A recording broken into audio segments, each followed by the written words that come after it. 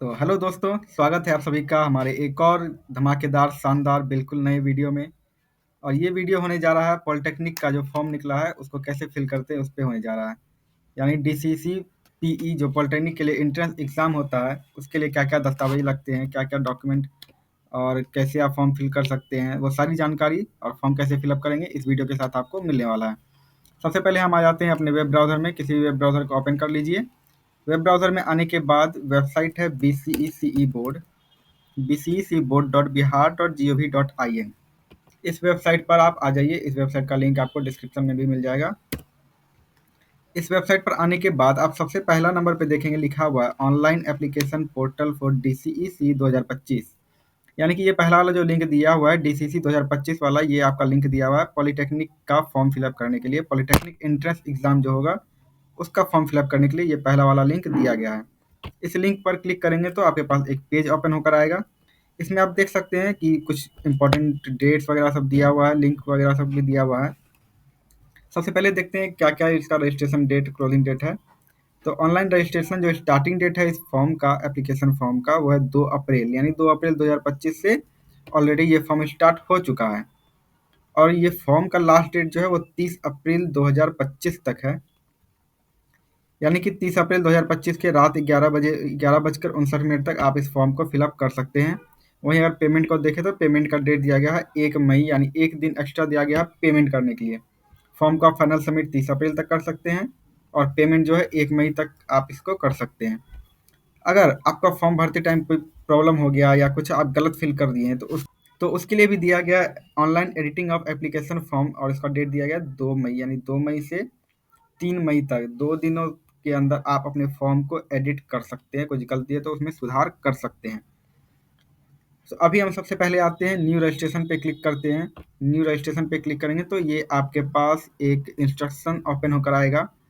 अब देखिए इसमें इंस्ट्रक्शन में आपका दिया गया है कौन से कैटेगरी को कितना फीस लगेगा। 1 कोर्स पे भर रहे हैं तो क्या फ़ी लगेगा, 2 कोर्स ग्रुप भर रहे हैं तो क्या लगेगा और 3 कोर्स ग्रुप पे भर रहे हैं तो क्या फ़ी आपका लगने वाला है। यानी कि अगर आप जनरल कैटेगरी से हैं, ईडब्ल्यूएस से हैं, बैकवर्ड क्लास से हैं या ईबीसी से हैं, मतलब जनरल, ईडब्ल्यूएस और ओबीसी, इन तीनों कैटेगरी के लिए अगर आप एक पेपर में भरते हैं या तो पीई पॉलिटेक्निक इंजीनियरिंग या फिर पैरामेडिकल या फिर पैरामेडिकल मैट्रिक, इन तीनों में से किसी एक का भरते हैं तो आपको 750 रुपये का पेमेंट करना होगा। अगर आप दो के लिए भरते हैं यानी पीई और पीएम आप भर लें, या फिर पीई और पीएमएम या फिर पीएम, इस तरह से कोई 2 कोर्स ग्रुप का आप भरते हैं तो उसके लिए 850 का पेमेंट आपको करना होगा। वहीं आप तीनों ग्रुप, तीनों कोर्स को एक साथ फिल करते हैं तो उसके लिए 950 का पेमेंट आपको करना होगा।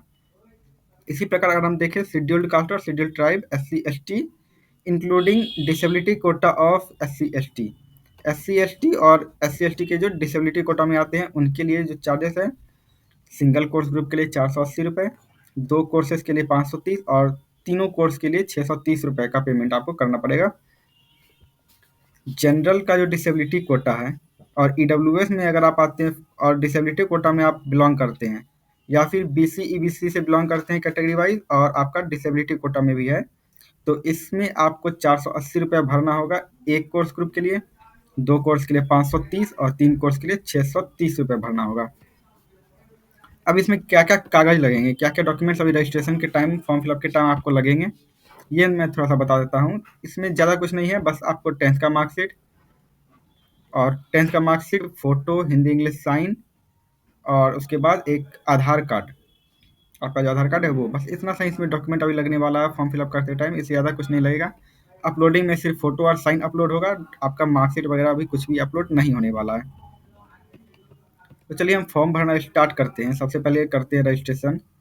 आप जैसे ही इस पेज पे, इंस्ट्रक्शन पेज पे आए हैं, इसके नीचे देखिएगा आई एग्री का बटन दिया हुआ। आई एग्री का बटन क्लिक करने पे एक फॉर्म, आपका रजिस्ट्रेशन फॉर्म जो है, ये रजिस्ट्रेशन फॉर्म आपका ओपन हो जाएगा।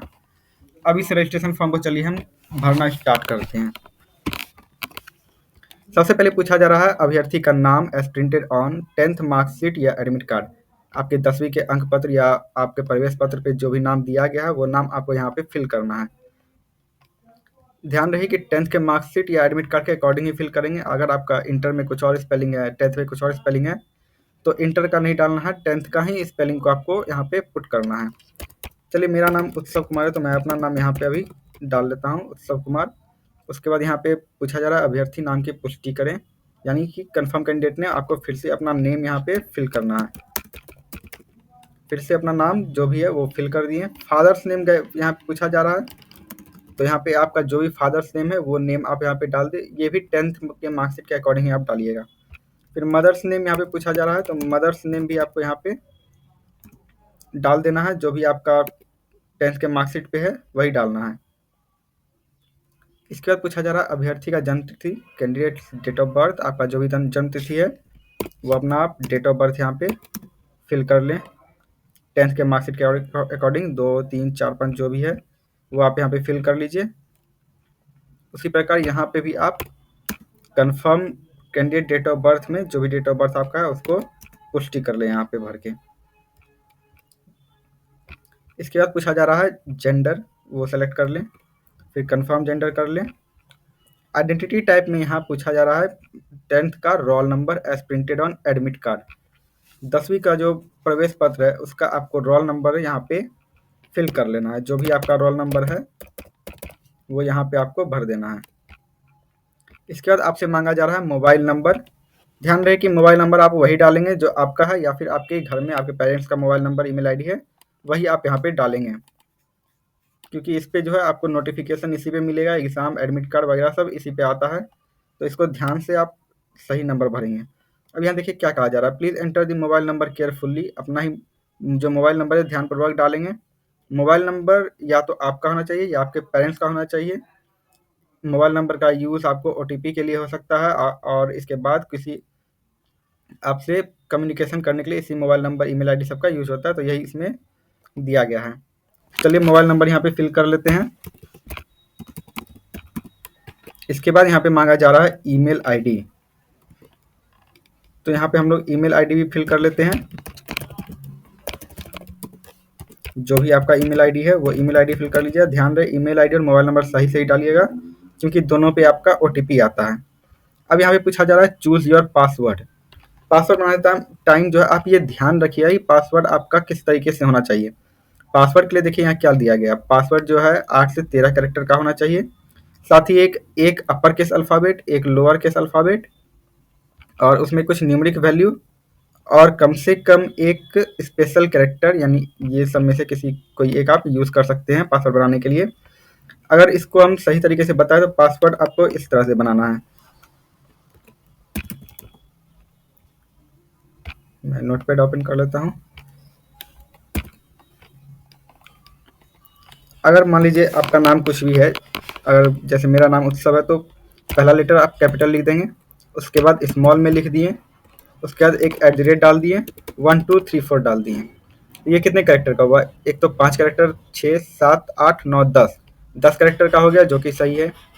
अब एक आपका इसमें कैपिटल लेटर भी हो गया, स्मॉल लेटर भी हो गया, ये आपका स्पेशल कैरेक्टर भी हो गया, ये आपका न्यूमेरिक डिजिट भी हो गया। तो इस तरीके से आपको पासवर्ड बना लेना है। ये पासवर्ड बनाने के बाद आप यहाँ पे इस तरीके से पासवर्ड को डाल दें। पासवर्ड पुट करने के बाद जो भी कैप्चा है, कैप्चा यहाँ पे सही सही फिल कर लीजिए। इतना करने के बाद सबमिट पे करेंगे क्लिक। सबमिट पे क्लिक करेंगे तो यहाँ पे एक पॉपअप ओपन होगा अभी, और यहाँ पे आप अपना डिटेल को मैच कर सकते हैं सही से। अगर आपका कोई डिटेल गलत दिख रहा है तो एडिट पे क्लिक करके उस डिटेल को अभी सही कर लें, क्योंकि रजिस्ट्रेशन के बाद ये डिटेल सही होने वाला नहीं है। तो अभी आपको कोई गलत लग रहा है तो ये आप सही कर लें, और अगर सही है तो फिर सबमिट एंड नेक्स्ट पे क्लिक कीजिए। सबमिट एंड नेक्स्ट पे जैसे ही क्लिक करेंगे तो यहाँ आपको 1 टाइम पासवर्ड मिलेगा। आपके फ़ोन पे ओटीपी गया होगा, एक आपके ईमेल पे ओटीपी गया होगा। दोनों के ओटीपी को आप यहाँ पे फिल कर लीजिए। जैसे मेरा भी ओटीपी आ चुका है, तो मैं भी यहाँ पे फिल कर लेता हूँ।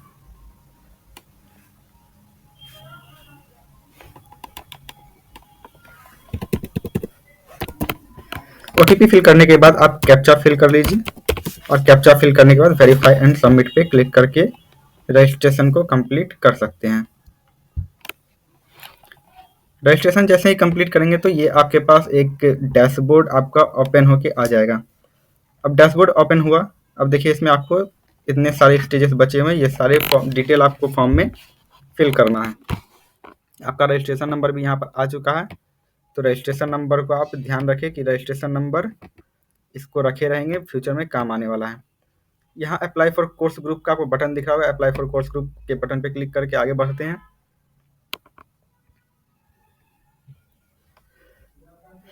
यहाँ पे आपसे पूछा जा रहा है आप कौन से कोर्स ग्रुप के लिए भरना चाहते हैं फॉर्म को। अगर आप दो एक पीई के लिए भरना चाहते हैं या फिर पीई के साथ पीएम भी करना चाहते हैं या फिर आप तीनों करना चाहते हैं, तीनों को सेलेक्ट कर ले, जो भी आपके लिए एप्लीकेबल है उस तरीके से आप कर सकते हैं। अभी के लिए मैं पॉलिटेक्निक सेलेक्ट करता हूँ एक सब्जेक्ट कोर्स ग्रुप के लिए। प्रोसेस सेम है, एक सब्जेक्ट की चूज़ कीजिए या दो कीजिए, प्रोसेस वही है। मैं एक का सेलेक्ट करके आपको बताता हूँ। पीई सेलेक्ट करके सेव एंड कंटिन्यू पे क्लिक करते हैं।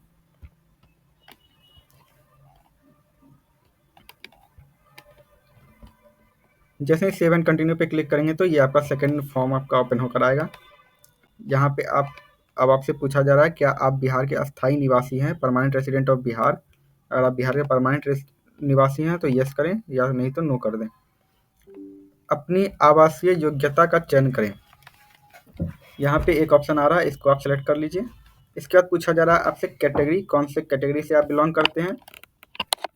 General, SC, ST, OBC, EWS, जो भी कैटेगरी से आप बिलोंग करते हैं उस कैटेगरी को आप यहाँ पे सेलेक्ट कर लीजिए। अगर आप जनरल से है तो जनरल सेलेक्ट कीजिएगा, अगर एससी में आते हैं तो एससी कर लीजिए, एसटी में आते हैं जो भी कैटेगरी है आपका वो आप यहाँ पे सेलेक्ट कर लीजिए। उसके बाद पूछा जा रहा है कंफर्म कैटेगरी, कंफर्म कैटेगरी जो भी आपका वो कंफर्म यहाँ पे दोबारा सेलेक्ट कर लें।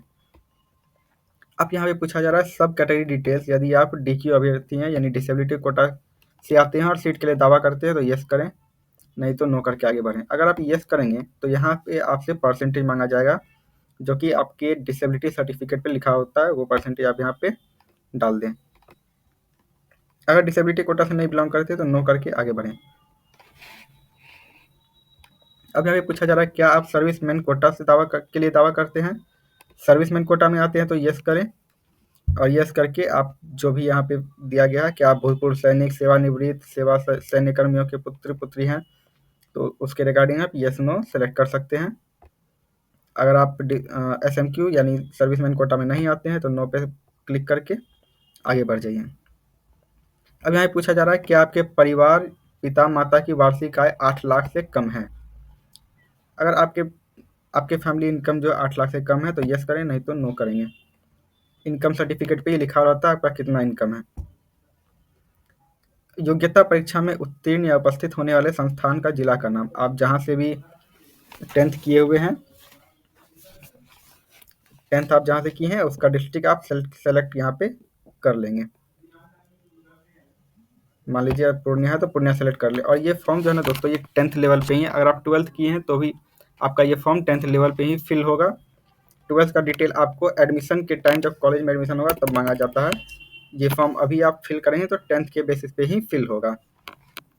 इसलिए यहाँ पे पूछा जा रहा है जो योग्यता परीक्षा में उत्तीर्ण उपस्थित होने वाले संस्थान या जिले का नाम, यानी आपका 10th जहाँ से हुआ है उसका डिस्ट्रिक्ट आपको सेलेक्ट करना है। इसके बाद पूछा जा रहा है पहचान चिन्ह, मार्क ऑफ आइडेंटिफिकेशन, जो भी आपका पहचान चिन्ह है जैसे कि कट मार्क है या मोल मार्क है, स्कार मार्क है, ये सब कुछ भी है तो वो आप यहाँ पे डाल दें। ए मोल मार्क ऑन फोरहेड या नेक या कुछ भी इस तरह से जो भी है आपका, फोरहेड पे है तो फोरहेड डालिए, नेक पे है तो नेक पे डालिए। मतलब इस तरह से पहचान चिन्ह आप यहाँ पे फिल कर सकते हैं। और पूरी डिटेल को मैच करने के बाद आप 7 कंटिन्यू करके आगे बढ़ जाइए। 7 कंटिन्यू करेंगे तो सेकंड पेज आपका ओपन होगा जिसमें मांगा जाएगा आपका कॉन्टैक्ट डिटेल यानी कि कॉरेस्पॉन्डेंस एड्रेस और परमानेंट एड्रेस इसमें पूछा जा रहा है। कॉरेस्पॉन्डेंस एड्रेस यानी आपका वर्तमान पता जो है जहाँ पे आप अभी निवास कर रहे हैं उसका पता आपको यहाँ पे लिख देना है। जो भी आपका एड्रेस है, रेसिडेंस सर्टिफिकेट का आप यूज़ कर सकते हैं, निवास प्रमाण पत्र पे आपका लिखा रहता है तो उसके अकॉर्डिंग भी आप फिल कर सकते हैं या नहीं तो आधार कार्ड के अकॉर्डिंग आप यहाँ फिल कर दीजिए। फिर यहाँ पूछा जा रहा है सब लोकेलिटी, कॉलोनी या पुलिस स्टेशन जो भी आपका है वो यहाँ पे प्रॉपरली फिल कर दीजिए। फिर यहाँ पूछा जा रहा है locality, city, town, village, post office यहाँ पे फिल कर लीजिए। फिर कंट्री, ऑफकोर्स कंट्री तो इंडिया ही होगा, कंट्री इंडिया सेलेक्ट कर लीजिए। फिर स्टेट सेलेक्ट कर मांग रहा है यहाँ पे, जिस भी स्टेट से आप बिलोंग करते हैं वो स्टेट यहाँ फिल कर लीजिए। और इसके बाद डिस्ट्रिक्ट आपका जो भी है, पूर्णिया, मुजफ्फरपुर, भागलपुर जहाँ से बिलोंग करते हैं वहाँ का डिस्ट्रिक्ट आप डाल दीजिए। पिन कोड मांगा जा रहा है उसी तरह पिन कोड भी डाल दें और यहाँ पे परमानेंट एड्रेस में अगर आपका वर्तमान पता और अस्थायी पता दोनों एक ही है, सेम है, तो इस बटन पे क्लिक करके आप आगे बढ़ सकते हैं, या नहीं तो इस फॉर्म को फिर से आप मतलब ये जो एड्रेस वाला फॉर्म है, इसको आप अपने परमानेंट एड्रेस के हिसाब से इसको फिल कर लें। और अगर सेम कॉरेस्पॉन्डेंस और परमानेंट एड्रेस सेम है तो इस पर टिक लगाकर सेव एंड कंटिन्यू पे क्लिक करके आगे बढ़ जाइए। इतना करने के बाद आपसे अब मांगा जाएगा 10th और इक्विवेलेंट डिटेल्स। 10th का पासिंग स्टेटस इस बार आपका पास चाहिए, अपेयरिंग है तो वो डाल दीजिए, जैसे पास है। पासिंग ईयर आपका 2025 इसी ईयर है तो 2025 डाल दीजिए। अब यहाँ पे बोर्ड पूछा जा रहा है, central board of secondary education, council for the Indian school certificate, Bihar school examination board या अदर रिकॉग्नाइज्ड बोर्ड, जिस भी बोर्ड से आप बिलोंग करते हैं, आपका 10th जो भी बोर्ड से हुआ है वो बोर्ड आप यहाँ पे सेलेक्ट कर लीजिए। अब इसके बाद यहाँ पे सब्जेक्ट पूछा जा रहा है, all subject, institute name address, आपके एडमिट कार्ड पे लिखा हुआ रहता है इंस्टीट्यूट का नाम और एड्रेस। उस तरीके से आप जो भी स्कूल का नाम आपका है वो स्कूल का नाम आप प्रॉपरली यहाँ पे एडमिट कार्ड के अकॉर्डिंग फिल कर लीजिए। टेस्ट स्कूल नेम और एड्रेस यहाँ पे आपको फिल करना है। रिजल्ट मोड में आपका परसेंटेज में या सीजीपीए में आया है वो सेलेक्ट करना है, जैसे सीबीएसई वालों का कुछ सीजीपीए में आया होता है तो सीजीपीए सेलेक्ट करेंगे और यहाँ पे 9.5 सेलेक्ट करके अपना सीजीपीए यहाँ पे लिख देंगे जो भी आया होगा। और अगर परसेंटेज में आया है तो परसेंटेज सेलेक्ट कीजिए, मैक्सिमम मार्क्स, और 500 का एग्ज़ाम हुआ था तो जितना का एग्ज़ाम हुआ उतना का यहाँ पे लिख देना है। और ऑब्टेन्ड मार्क्स में जो आपका मार्क्स आया है वो इस तरह से लिख देना है। अब यहाँ पासिंग स्टेटस में अपेयरिंग भी था, अपेयरिंग आपका है तो अपेयरिंग फिल करके पासिंग ईयर 2025 ये हो गया आपका सीबीएसई वालों के लिए जिनका रिजल्ट नहीं आया, तो आप ऐसे भी इसको फिल कर सकते हैं।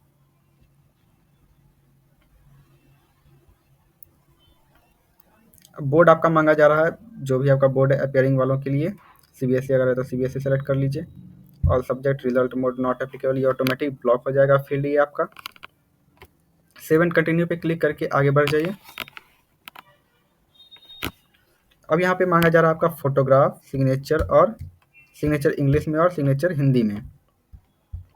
अब फोटो के लिए क्या है कि 10 से 300 केबी के बीच का होना चाहिए और डायमेंशन जो है 200 गुना 250 पिक्सल का आपका होना चाहिए। फोटो आपका 200 से 250 पिक्सल का और 10 से 300 केबी के बीच का होना चाहिए। उसी प्रकार सिग्नेचर जो है 5 से 50 केबी का होना चाहिए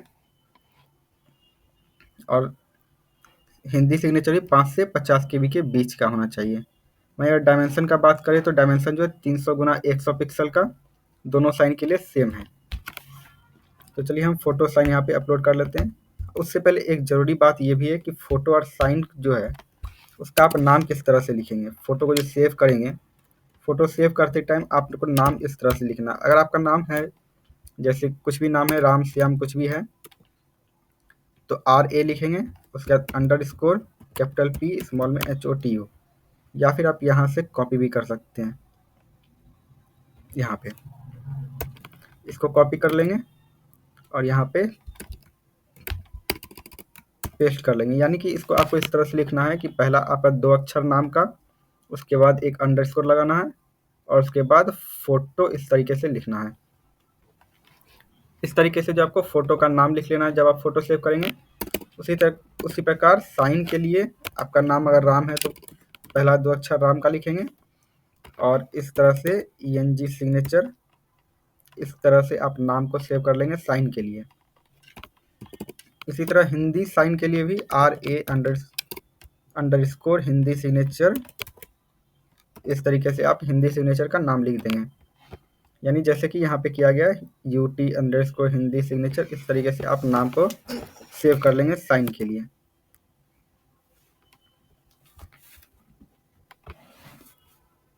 हम यहाँ पे डॉक्यूमेंट अपना अपलोड कर लेते हैं, फोटो और साइन को।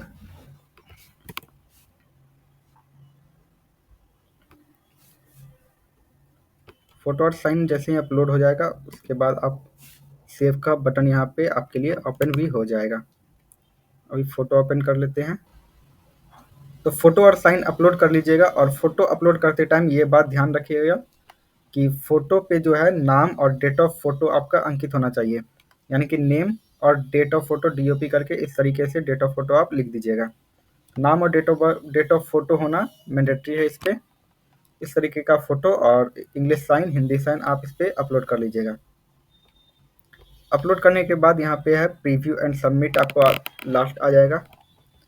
अब यहाँ पे आपको सारा डिटेल जो भी है अच्छे से मैच कर लेना है। आपका जो नाम है, फादर्स नेम, मदर्स नेम, सबको सही से मैच करके देख लीजिएगा। कहीं कुछ गलत है तो फिर बैक टू एडिट का बटन पे क्लिक करके एडिट कीजिएगा। और सब आपको लग रहा है कि डिटेल सही है तो फिर इस पे टिक लगा के, चेक बॉक्स पे टिक लगाकर final submit and proceed to payment पे क्लिक कीजिएगा। जैसे ही final submit and proceed to payment पे क्लिक कीजिएगा तो आपके लिए तो आपको डैशबोर्ड पे रीडायरेक्ट कर दिया जाएगा। और इस पे आपको दिखेगा एक बटन है पेमेंट ऑफ एग्जामिनेशन काउंसलिंग फ़ी। इस बटन पे क्लिक करेंगे। क्लिक करने के बाद यहाँ पे दिया गया ऑनलाइन पेमेंट, इस चेक बॉक्स पे क्लिक करेंगे और फिर पे फी के बटन पे क्लिक कर देंगे। पे फी के बटन पे क्लिक करने के बाद यहाँ पे मांगा जाएगा सेलेक्ट पेमेंट प्रोवाइडर, इस पे क्लिक करके प्रोसीड फॉर पेमेंट पे क्लिक करेंगे। और यहाँ पे आपको विभिन्न प्रकार के आपको यहाँ पे मेथड दिया गया है, कौन से मेथड से आपको पेमेंट करना है। आप किसी भी मेथड से पेमेंट यहाँ पे कर सकते हैं। अगर आप क्रेडिट कार्ड से करेंगे तो यहाँ पे चार्जेस कुछ ज़्यादा बढ़ेगा। नेट बैंकिंग से करेंगे तो वो अलग चार्जेस लेगा, जैसे 770 आपका नेट बैंकिंग से लग सकता है।